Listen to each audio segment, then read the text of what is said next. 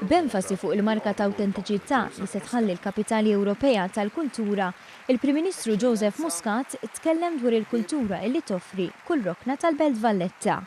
Bigburija Dr. Muscat tkellem dwar il-Kapitali Maltija, belt żgħira imma sabiħa monija biġmil naturali, storja twila u ħajja. Il-marka ta' din il-festa Maltija u Ewropea se tkun l-awtentiċità. Il-Prim Ministru ddeskriva din il-festa kbira tal-poplu kollu bħala opportunità biex fuq livell Ewropew u globali ikun espost il-wirt kulturali li tant ħadmu għalih mis-sirjietna. Wirt kulturali li offra sisin sodi biex il-Belt Valletta żviluppat fil-Belt kontemporanja li għandna llum. Dan huwa poplu li għalkemm żgħir fid-daqs huwa kbir fil-qalb, fil-valuri, fl-imħabba lejn dak li għandna. Fil-waqt li sellem lil daw kollha li kienu protagonisti biex wasalna sawn, fosthom lil predeċessur tiegħu Lorenz Gonzi, f'diskors b'viżjoni l-Prim Ministru qal li l-Valletta 2018 se turi lil kulħadd li Malti hija pajjiż wieħed u maqut.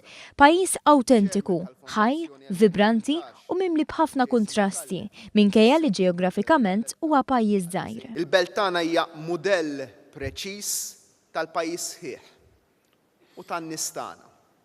Poplu biżel li għandu għal qalbu il-kultura tiegħu u li permezz tal-forom differenti tal-arti jimmanifesta l-idejat, l-ħsibijiet, l-emozzjonijiet tiegħu. F'diskors ta' statista gburi pajjiżu, Dr. Muscat iddeskriva lil Belt Valletta bħala ġawra, arkitettonika, soċjali u kulturali.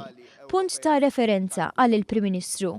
Kapitali li kull ġebla mqiegħda, kull apertura u kull gandott għandhom storja xi jwasslu. Din is-sena eċċitanti għalina se tkompli tagħmel lil dan il-poplu Malti wawċi gburi. Sena li matula se jkompli jkun espost dak kollu li jagħmel lil Malta pajjiż stat fuq livell globali.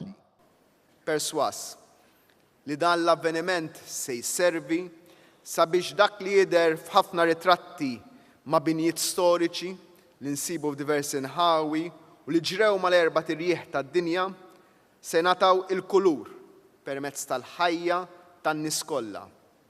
Maltin, Għawċin u dawk kollha li joġobhom iżuruna biex jagħmlu lil il-Belt Kapitali din il-ġawra, il-Belt Kapitali Ewropea tal-Kultura.